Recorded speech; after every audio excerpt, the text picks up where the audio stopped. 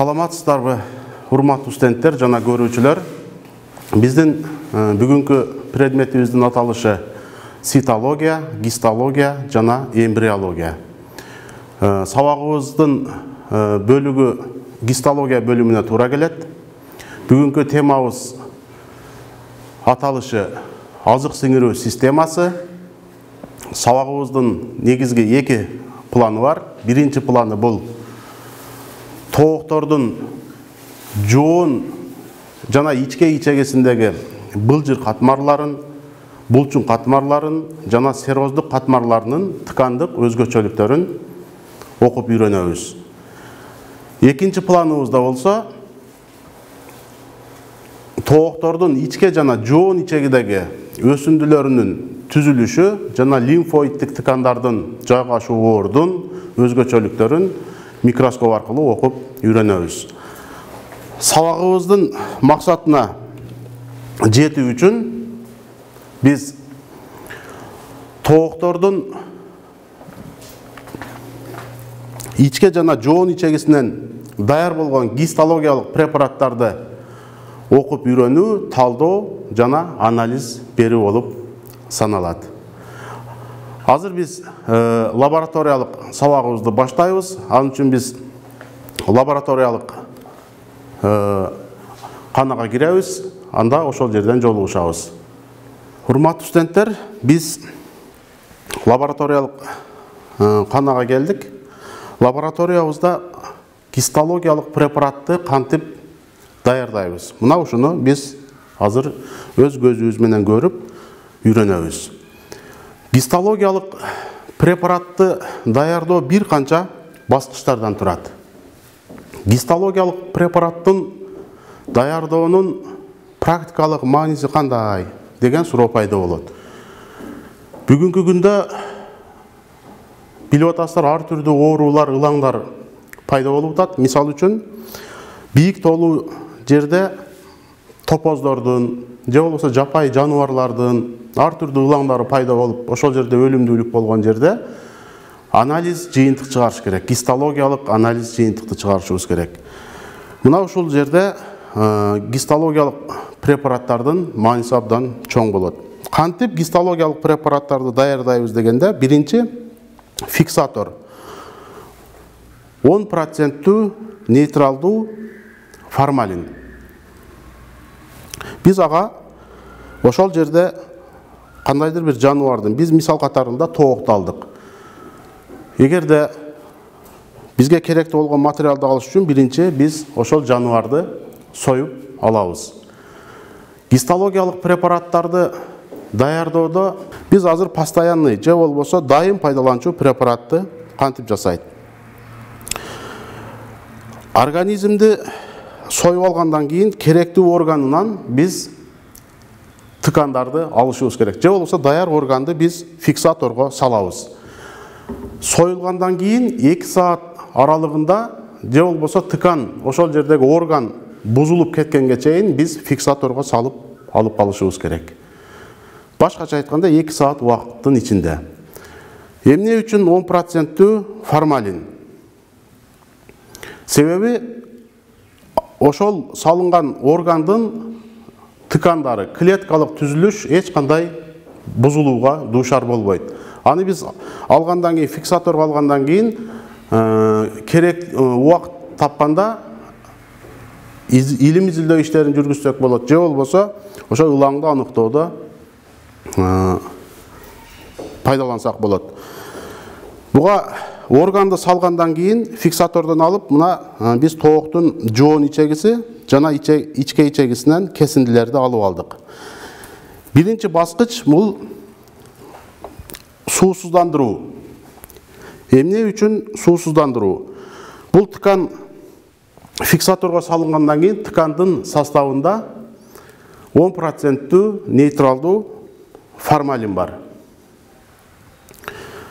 Ошол формалинди жууп кетириш үчүн биз марлиге тканды ороп салып, агын сууга 1 сутка коебуз.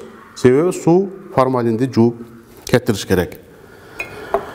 Андан кийин биз улам концентрациясы жогорулатылган спиртке ткандарды салабыз. составындағы суыны спирт өзіне сіңіріп алыш керек. Бұл спиртте тыкан қанша тұрыш керек деген дағы сұрау пайда болады. Органдың өзгөчөлүгүнө жараша болады. Башкача айтканда 5 минутадан 10 минутага чейин убакыт керектелет. Себеби көп туруп алса тыканды спирт күйгүзүп коюшу мүмкүн. 70 градуста 5 минутадан 10 минутага чейин, 80 градус, 90 градус, 96 градус. Ушул улам концентрациясы жогоротулган спиртке салып отуруп, биз тыкандын составындагы сууну кетирип алабыз. Андан кийин спирт хлороформ, андан кийинки баскыч бул тыкандын составындагы спиртти кетирип алыш үчүн спирт хлороформ, хлороформ 1, хлороформ 2. Bunun дагы убактысы канча болуш керек деген болсок, бул дагы 5 минутадан 10 минутага чейин аралыкты керектейт. Андан кийин парафиндөө. Даяр болгон составында эч кандай суюктук албаган тыканды эми биз парафин дейбиз. Парафин дегенде биз биринчи термостатка 36 градус термостатка хлороформ парафинге салабыз тыканды. Ал жерде аралык 3 суткага чейин болуш керек. Андан кийин тыканды парафин 1, парафин 2ге одорабыз. Бул мезгилде термостаттын температурасы 57 градус болуш керек. Бул ар бир парафин 1, парафин 2, парафин 3ге которуунун аралыгы 1 сааттан болуш керек. Андан кийин биз даяр парафинге даяр болгон тыканды парафин деп алабыз. Тыканды мына мен көрсөтүп атам, мына ушундай таризде парафинге тыканды катырып алабыз. Урматтуу студенттер, бул тыканды парафинге катыруунун негизги максаты биз тыкандан кесиндилерди алышыбыз керек. Бул тыкандын калыңдыгын 5 миллиметрден микрометрден 7 микрометрге чейинки калыңдыкта кесип алышыбыз керек. Мына ошондо микроскоптон, жарык микроскоптон тыкандын клеткалары так даана көрүнөт. Ал үчүн биз парафинге катырылган тыканды микротомдун ар түрдүү түрлөрү бар. Мына ушул жерде микротомдо калыңдыгы 5 микрометрден 7 микрометрге чейин кесип алып, андан кийин биз бул тыкандан алынган кесиндини предметтик айнекчеге коюп, гематоксилин жана эазин боёгу менен боёйбуз. Кесинди тыканды. Эмне үчүн гематоксилин жана эазин боёгу менен боёлот? Боёу процесси дагы бир канча этаптардан турат. Ошонун акыркы бөлүгүндө гематоксилин, эазин. Гематоксилин клетканын ядросун боёйт. Ал эми эазин болсо клетканын цитоплазмасын боёйт. Мына ушул боёктун негизинде биз клетканы микроскоптон так даана көрүп айырмаласак болот. Эми тыканды койгондон кийин биз бальзам менен жауыч айнек менен препаратты даярдап алгандан кийин бизде даяр төмөнкүдөй препарат пайда болот.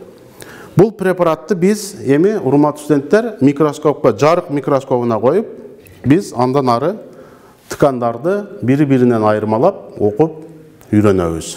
Урматтуу студенттер, биз азыр даярдаган гистологиялык препаратыбызды микроскопко коюп, микроскоптон караганда төмөнкү ткандын түзүлүштөрүн көрүп байкоого болот.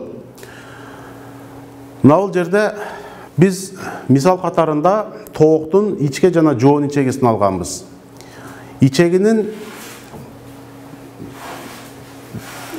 түзүлүшү микроскоптон караганыбызда мындай бөлүкчөлөрдү байкоого болот.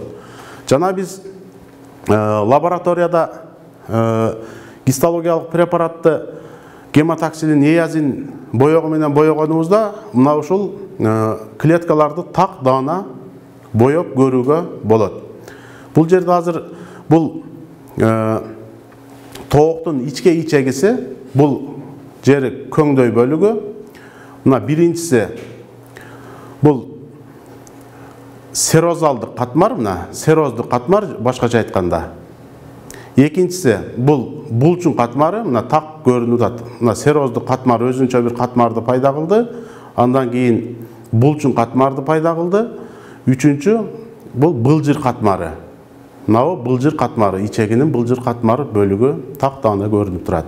Андан кийин төртүнчү бул ичеги түкчөлөрү.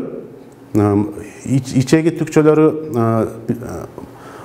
мурунку сабакта көрдүңүздөр, тамак сіңірүү системасы ичке ичегинин былжыр катмары абдан көп болот. Мына ушул түкчөлөрдөн тамак сіңірүү системасы ишке ашырылат. Ошентип, ичке ичегиде биз микроскоптон так 4 бөлүктү бөлүп көрүп алдык. Дагы бир жолу кайталап коем. Бул сероздук катмар, булчун катмары, былжыр катмары жана ичеги түкчөлөрү.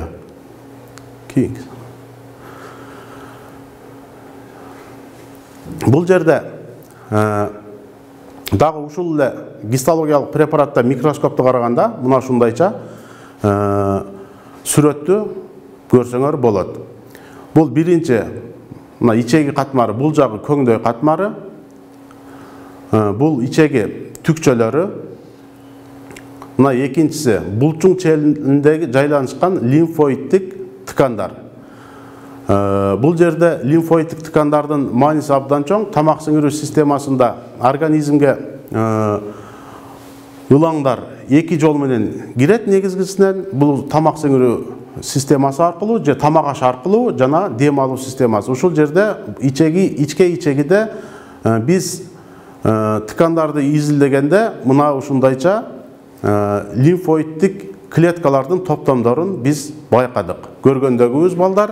Ал эми бул быысы жоон ичегинин былжырлуу челин түзгөн өсүндү жана алардын төшөп турган эпителий пластинкасындагы бокал түрүндөгү клеткаларды көрүп атасыңар мына балдар.